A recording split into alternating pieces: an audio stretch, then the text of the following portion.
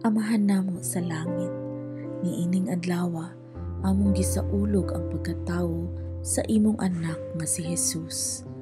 Salamat sa gasa sa kaluwasan ug sa paglaom nga imong gihatag sa among kinabuhi.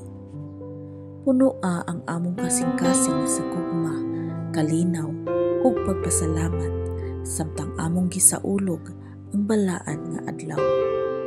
Tabangi kami nga mahinumduman ang tinuod nga kahulugan sa Pasko sa tanang kalihukan.